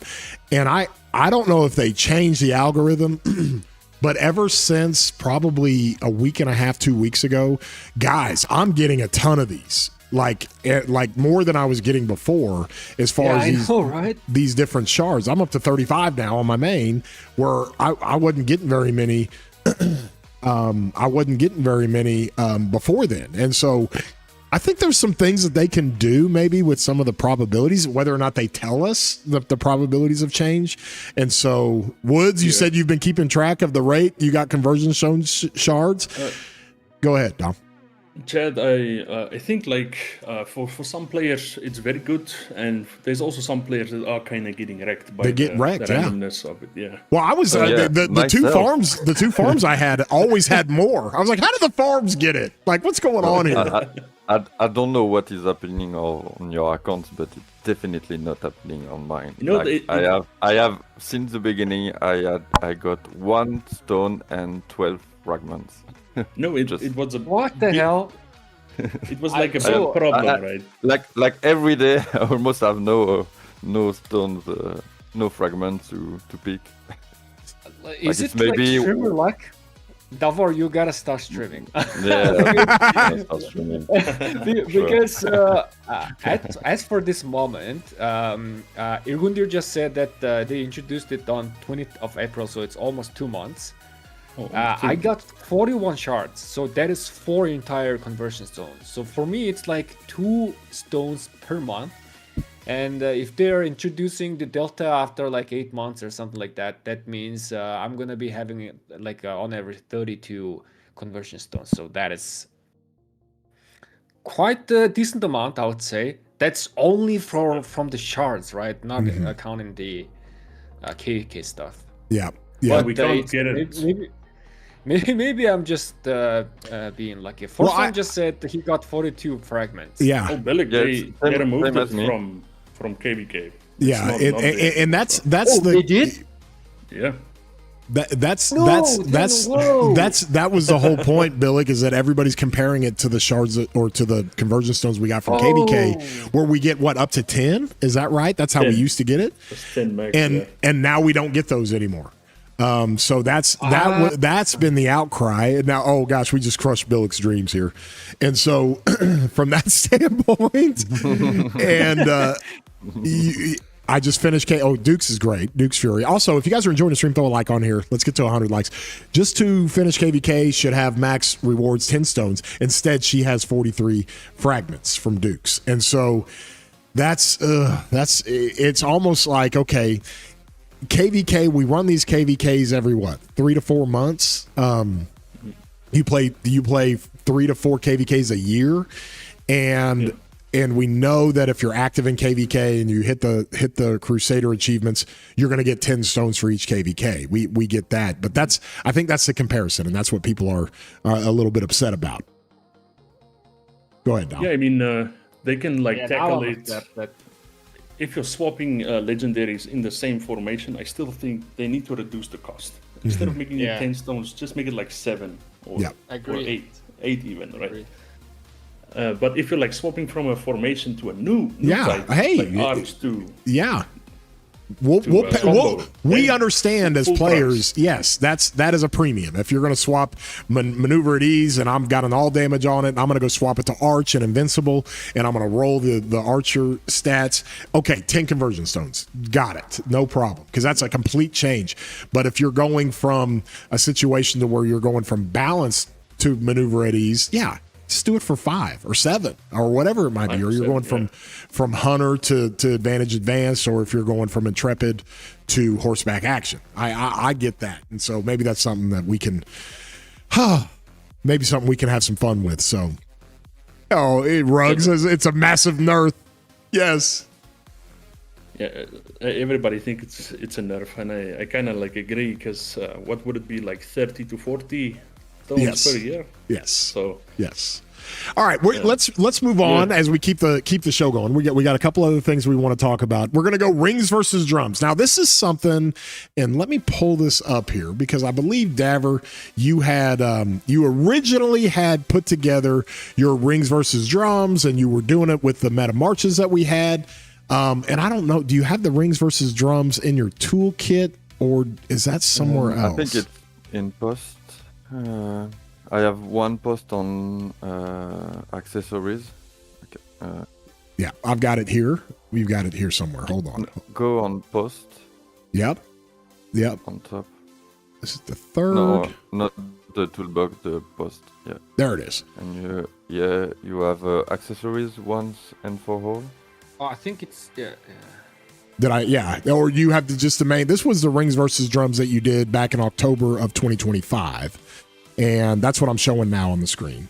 Yeah, this one is just the number of drums you should run for. Yes, got it. And it goes through all those stats there. What was the other one? Is the accessories? I think that's what you did. It's on the more recent one. It's accessories. Once and for all. Let's go. But just a quick summary of all accessory. So I talk about ring and drums there. Ring and drums and the combination, horn with chin. Yes, it's a great place to go if you guys haven't. I've got that link down in the descriptions. But with the new commanders, did you find anything? Find anything I new? will launch because my original simulation with drums was with old commanders, so we had less combo commanders. So I have set up the simulation for new. I can launch them, write down the result, and I will show you guys if something has changed. Awesome. We can discuss during the simulation. And just on the surface level, we get into that debate all the time, and I know you guys get these questions all the time. People are asking about the rings versus the drums when it comes to, what you want to run on commanders. And there's nothing wrong with the rings. I mean, rings are rings. I mean, they're pretty universal. It's pretty standard. You can run these rings, and I try to crit all my rings and try to get them to tier 5. But I've bought in, and Dom has slowly worked on me for years on the drums, and now I've got 4 drums, and basically you got to give up a couple of rings on commanders to run multiple drums. Of course, we know any commanders with more instant procs, like a Luce from his expertise, or from like Arthur with his expertise, and you're running more chances to run procs, more of the combo commanders with the butterfly effect or the causative effect. Drums will fire off more often, and if they do, then that's best. And trying to get an idea of how many drums for how many marches. That's all real technical, Dom, but you've always been a massive believer in drums, right? Yeah, Yeah, I only made like I think one ring of Doom. That's it. The rest were just drums from the start. Well, okay, that's one extreme of the spectrum, but at the same time, and Billick, you've done this. You've got great videos on this stuff as well. Kind of give us, and as Daver said, you know, you got to apply these to new commanders, more combo commanders. How does that work? You know, how do we kind of go through a little bit of that when it comes to it? So, speaking of extremes, I just sent you one link, chat, from Discord DM. You can check it out. How many drums I'm running? Oh my good God! What is this, bro? Is this from? Did you put this? Is this from Cortex's site? This is kind of cool. Yeah, it's player card. Okay, so you can upload your own player card. Am I showing it here on the screen? Let me pull it up. You can upload your own player card. And this is on Cortex's Meta Rock, and I'll put a link down in the description for that as well, so people can go. So you can upload all your stuff, and it gives you kind of your card here. So you've got 1, 2, 3, 4. You're running 5 for 6 marches. Holy jeez, bro! Nice. And then the sixth march is like my city garrison. So all of my field marches, all of them have drums. So it was like I really like drums, man, and I made so many videos about it. Recently I also made like a short video of how this maximum rage gain setup is performing on the field, like the rage bar, and I'm kind of quite satisfied with the result, because like the rage bar is like I'm generating so much rage on the field. It's just so insane. I mean, this might be an overkill. I think Davor is gonna agree with me. Like for 5 march setup, you could run 3. I think with the combo inclusion of combo commander, and but the more drums you can put, the more rage you are gonna be generating. And yeah, there are some turns that you might hit the overrage aspect, but in my eyes, in today, there are so many commanders that are reducing rage on open field that I don't really worry about the overraging on open field. This would be the we'll call this the psycho setup for war drums. We're gonna do 5 of them for 5 marches. Just insane. Yeah. Oh my gosh. Go ahead, Daver. Yes. So when I run my original simulation on how many drums you really need to be efficient, I think it was for 6 marches, but I think the left thumb, it was like your number of marches minus 1 or 2 is yes. more efficient number of drums you need. So if you have 6 marches and you are running 5 drums, it's actually very efficient. It's not like 1 or 2 drums only are not good. This is actually your best value of the drums. The more drums you have, the less value has the next drum you are forging, if it makes sense. Mm-hmm. But in general, you have more chances to shorten your skill cycles. And shortening your skill cycles equals more DPS, more skill cycles, firing off, totally. More debuffing and buffing and all the fun things. I mean, the whole game, if we could simplify it down, is the faster you can fire off active skills, the better you do. It's that simple, right? Yeah, and it's like kind of like what Billick said too. Like there's a lot of things now that wasn't in the past, like race consumption too, right? And I think for the drums now, especially in today's like meta, when you're like fighting in an actual scenario, like while you're going back and forward and you're staying in combat, your drums are still like pumping out the rage for your marches. So in that sense, like with all these things that reduce your rage now, like the drums are actually getting better slowly over time with all these new kinds of commanders that they are releasing into the game. But I also think the Ring of Doom is still strong. Like no doubt, no question. Players are maybe. I kind of disagree a little bit on the fact on this conception of the drums being like sort of the counter for all the rage reduction they added in the game, especially with the Smite tree, because it's not in fact a counter, because you gain the rage, then your rage is reduced or consumed, and so it's not a counter, because you gain the rage first and then it's reduced. The rage reduction is a counter for the horn, for the drums, and etc. And it's almost like an exclusive counter to that. And just so everybody understands, when you do your rage every turn, whether you're getting rage from a horn or a drum or active skills or talents or whatever it might be, it will calculate your March's rage first with a cap. I think of Wick Gaming said 220 back in the day, and that's what we all know the cap of rage you can do in one turn is 220. Then it applies the rage mitigation. And I've got Fight or Flight pulled up right here from the Smite tree. Obviously, with commanders that have come into the game that are reducing rage. I think Arthur's got a real good rage reduction. Where's that at? On his 4th skill, he reduces 100 rage. You have other commanders who do rage reduction. That applies after you have consumed the rage or after you've gotten the rage from that turn. So it's a hard counter to things like horns and drums and talents and all that stuff.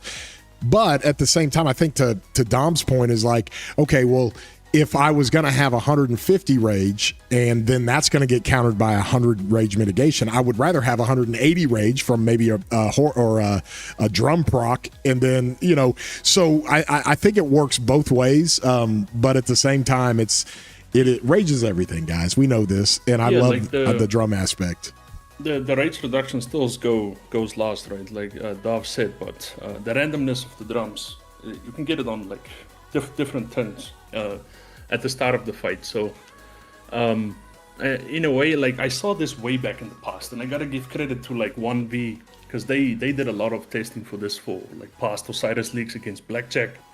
So I was like watching their testings, and the conclusion that they had, like in a bigger context, if your whole kingdom is focused on drums, you will just win more fights. And it is like, I believe this, like that is actually what I believe, and I made my kingdom believe that too. And all of us are like running drums, and it's been great. Yeah, I mean, great! We're all going to run drums in 4028. Let's go. That was it's a bit like, my point. Sorry, Jack. Go on. Sorry. Yeah. So ring is like good, right? It's not useless, but ring is still good. But like I also did some calculation, and it appears that like a ring, the average damage of ring is like 7%.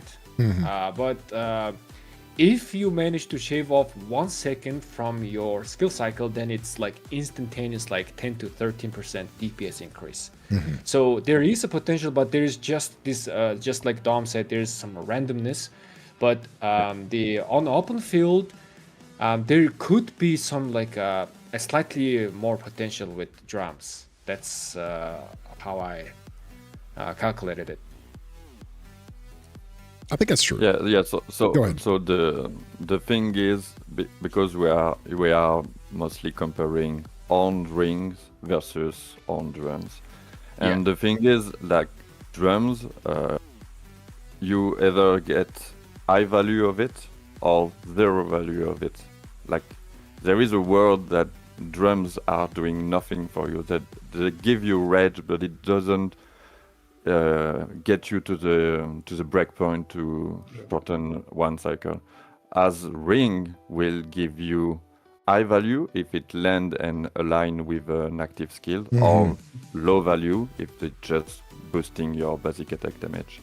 So yeah, they are very different, and one is on your skill cycle, the other is a direct damage increase. So they are very different. I think for me there is no evidence that one build is so much better than another, and so I think we should just rely on preference of our players. Like Bilect and Doms are drums lover. Yeah, use drums and forge as many drums as you want, because you need more drums. But if a player don't want drums, don't like the fact that you have potentially no value of it, and ring is always a value, low or high, always a value. Then just go rings. Yeah. Yeah, and There's kinda like there's to- no mistake, I think. To advocate for ring 2, like in all other areas of the game, the ring of doom still smashes. Oh, it smashes. Swarms, rallies and garrisons, it's amazing. It's still good. But Dom, you make a good point to where drums also have an effect, not just for your marches, but if you run 5 marches out there and 2 of them get killed, well, the 2 that are, or 2 of them are still alive, 3 of them have been sad faced, and the 2 that have drums on them, you're helping out your whole kingdom. You know, you're not putting that rage buff on exclusively your marches. Now you're giving it to other players in your kingdom, and that's like almost one of those situations, Dom, to where it's like all or nothing. Like we either all do it or nobody does it, right? Yeah. And so and for OL teams, that's a microcosm, right? And it's much easier to do it for OL teams than a whole kingdom. But for the most part, if a kingdom subscribes to a lot of drums, you're right, Dom. Even if your marches are dying and you've got a couple of marches still alive and they're firing off drums, and you're running like an Attila Philip march out there and it's got drums on it, nobody wants to hit it. Well, you're just helping out all your other friends. Yeah, it's definitely a group play accessory, and I think you can even ask like some of the best Osiris League teams in the game. Ask them which accessories do they use in their final games. They'll definitely say it's going to be drum and horn, possibly, because that's like the best case scenario when you're going into a middle fight, where there's like a lot of marches present, right? But for kingdom perspective, I just prefer it. So, but that's my point of view. And for the history of the drums build, like Dom said, it was originally the Korean. Osiris art team that made this build very popular, and it's in the Arc environment. So Arc environment is 100% damage bonus. Yep. So this high bonus is kind of making the ring have a smaller effect than in KVK environment, because you have already this big damage increase, and if you add this you add to this like commanders like YSG, etc.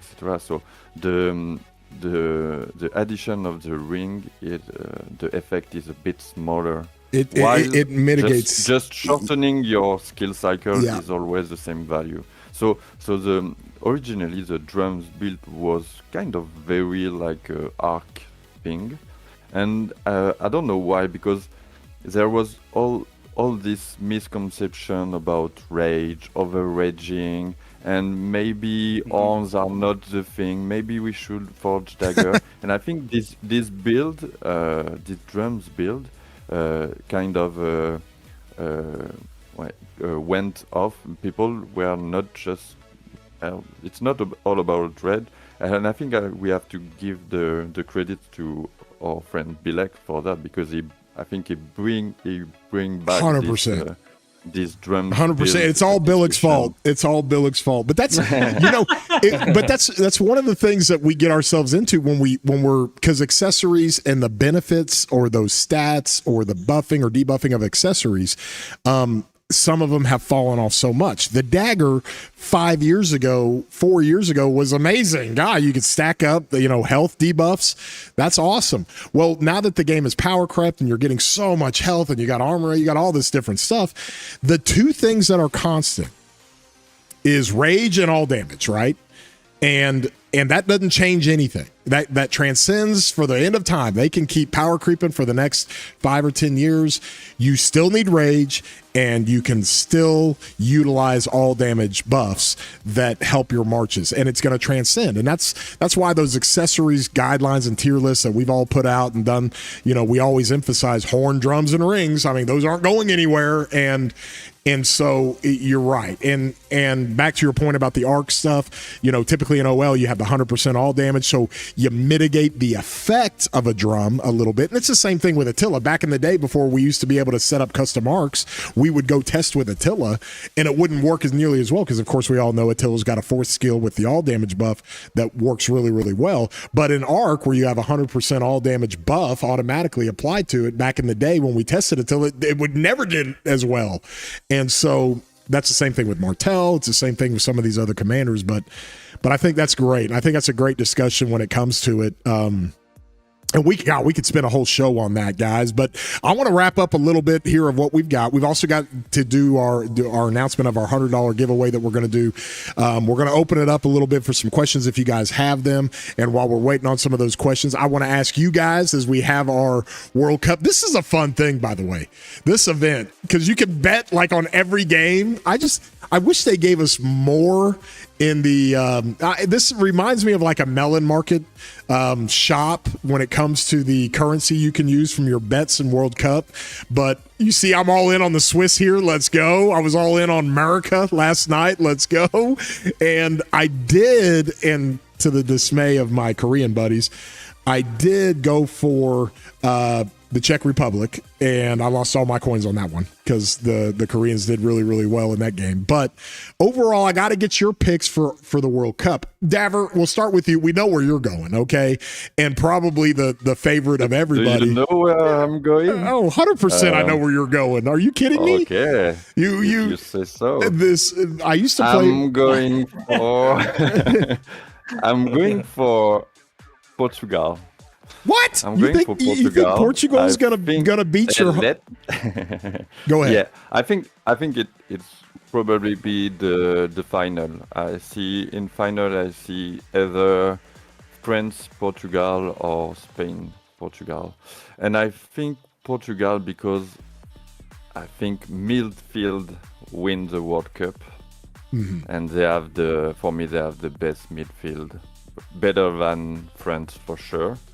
France has the elite strikers, but yeah, I think they have the best midfield.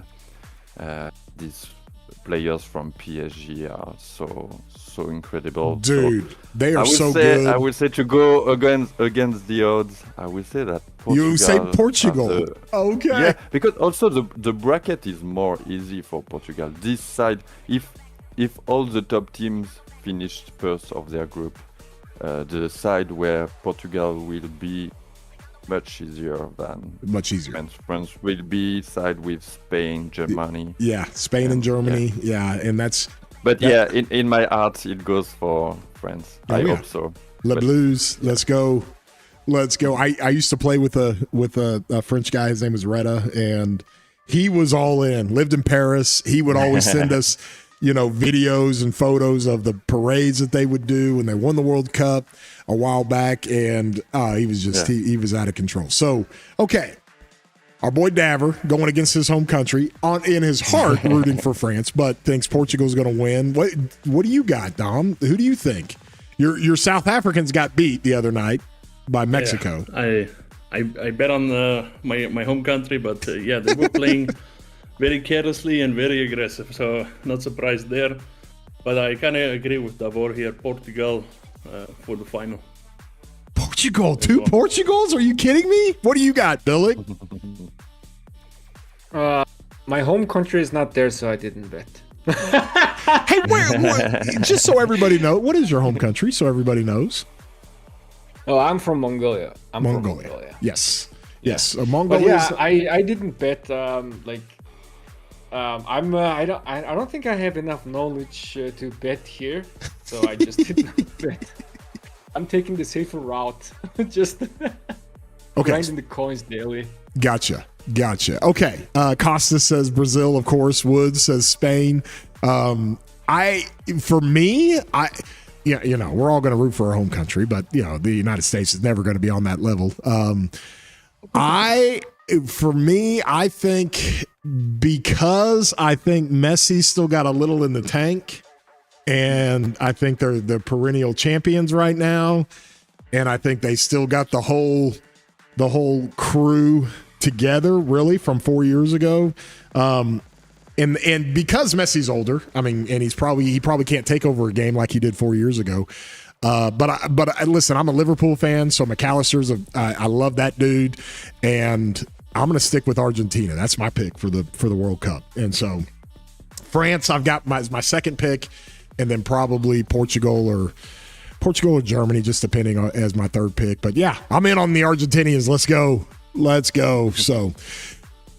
Belgium's going to win. Oh, gosh, Belgium's had their chance. And like Belgium and Holland, dude, the Netherlands and Belgium have like been the two countries that have always been exceptional, really good, greatest players. You know, sometimes they'll have more talent than anybody, and they just can't get over the hump. Of course, Holland almost did recently. But it was, yes, 2018, Belgium, that was their golden era when they had all those dudes and De Bruyne and those guys going. Netherlands could be a surprise, Netherlands, but don't see them this strong that before, but they could be definitely a surprise. Okay. I actually want to check their game with Japan. That's going to be a fun one to watch. Oh, no doubt. No doubt. So I'm going to make this announcement before we close this thing out. Okay, listen. So we're going to give away $100. Who am I? Do you want to see I finished the simulation for the drums. Do you want to see the new simulation with Meta Commander? Yeah, give it to us. Let's go. This quickly. Let's go. Maybe I can share my screen. Yeah, we can do that. This one. Do you remember how to do that? I'm kidding. Sure. I'm kidding, Gav. Let me pull this up. Watch the stream here. So you've got it. I've got dots here. There we go. Pulling it up now. Let me pull it in here. So now this is your calculations on the running your simulator. And this is based on let me see here. Let's go. I can do this here. This is based on the new commanders that have come out into the game. Okay, so we got your stream showing here. So explain what you're showing us right now. So I did simulation for 10K rounds. So it's simulation then 10K battles. And I want to see the effect of adding drums. So all the marches, so it's 6 marches. You have the name of the commanders. All marches have horns, just to make it simpler.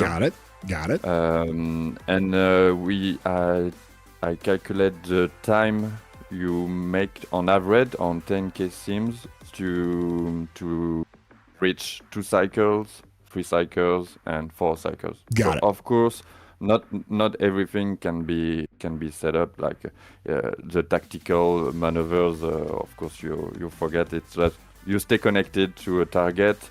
You attack, but you are not attacked back, like in open field. So it's just the time you reach 2 cycles, 3 cycles, 4 cycles. And so here it's a reference. So we have all horns, but no drums. And then we add 1 drums at a time, and it's in the order. So the first drum is on Achilles. The second drums will be on Archer. The third on BQ. So the commanders that have combo attacks will power up the drums. So it's just numbers.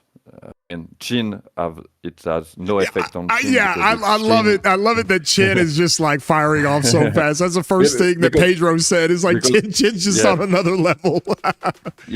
because Chin on the simulation is I think it's Chin Zugele Young, and he has a horn. So definitely the range you will have with drums will have nothing to do. So to just go on the result.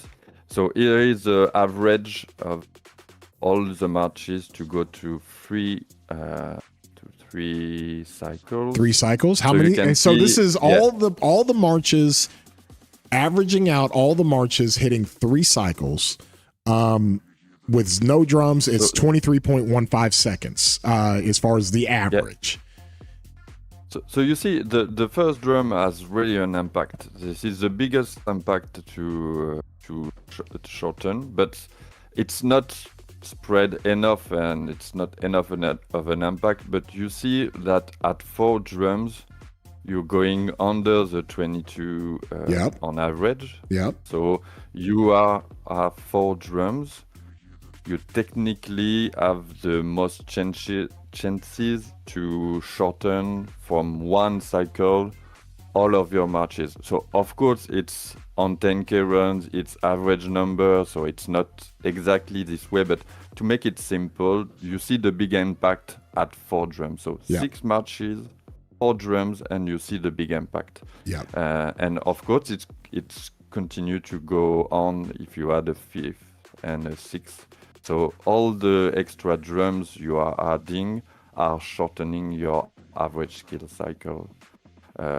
So it's new commanders, but with more combo, but it is the exact same conclusion than the original I made. So your numbers of marches minus 1 or 2 is a ideal number of drums. It's where you want to be with your drums. If you're going for a drums build, of course. I love it. I absolutely love it. So are you going to put this up in your toolbox? Yeah, I think I will just update the article and Great. make a new one with Great. the new numbers. But it's the same conclusion. I love it. I love it. Thank you so much for that, Daver. And of course, the description to his the link for his toolbox is down in the description. Or hitting the likes. This is great. I am going to share with you guys now. Okay, so people are asking about the. Let me see. Pull this down. People are asking about the $100 giveaway. Okay, so here's how we're going to do this, guys. As we continue the podcast, we're going to give this to you on a regular basis. We're gonna come up with different ideas when it comes to different segments we want to run. We're going to come up with different ideas when it comes to different regular things we want to see in the game. We had some Rock Tinder was like a segment, like swipe right or left. We had all kinds of the court, with a guilty or not guilty type stuff. So we're going to come up with a lot of these fun segments. And so to win that $100, or I'm going to give away 2 $50 winners on my Discord, okay? This is in my Discord. You guys see it up here. If you scroll down here, this is open for everybody. I've got a podcast ideas channel. All right. Now, don't spam this because I think we've got a really long slow mode where you can only respond every 10 or 30 minutes or something like that. Put your ideas in here. And here's what we're going to do. We're going to spend the next couple of days going through the ideas. We're going to pick 2 of the best ideas, and we're going to consider those to add to the show, to add to the podcast or the stream.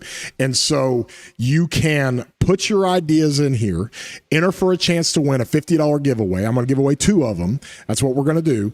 And then at the same time, we'll close this. You got a couple of days to do this. We'll close this on Wednesday reset, Wednesday 0 UTC. I'll put that in here as well. I'll go ahead and just say closing Wednesday. Awesome. And so from there, put your ideas in here for us. We're gonna have a good time with this. We want to be interactive with everybody in the community, taking questions. We'll also have some different channels in here where people can ask questions. If we're going to do Mythbuster type stuff, we're going to do a mail call type stuff. And so you can see Fun is already in here throwing out an idea, doing a segment on big spinners versus low spinners. So go ahead and put that in there. Enter for your chance to win the giveaway. Whew, boys. That was good stuff, man. Appreciate you guys. We'll have a good time with this. We'll get some more. We'll get some more of these episodes under our belt and have a good time with it, as we've got stuff to talk about. Vercingetorix is going to be one of the focuses in the next stream that we do next week. And so, anything else you guys got in closing? Nope. It was fun. Thank you. It was very fun. Yeah. It was a lot of fun, yeah. Going. Also, I can't explain to you guys enough. appreciate your help with it for you guys co-hosting with me and doing this with me. We'll have a good time with this. Also, for everybody in here, the descriptions for everybody's links are down in the links for everybody's channels or toolbox or Daver. It's all down in the description. You guys can check that out. Let's really work on getting Dom's subscribers up, as he's kind of come back to the game and now doing a lot of content. Great follow. Of course, Billick is amazing for all of us in this community to grow it. We'll get out of here. We'll come back next week with another episode. Be sure to save this link.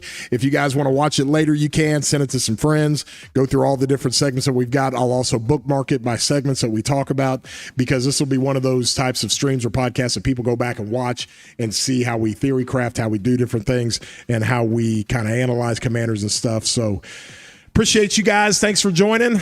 Love you guys. And we'll get out of here. And thank you again to Daver, Billick, and Dom. We hope you have a great week, broskies. Catch you guys later, man.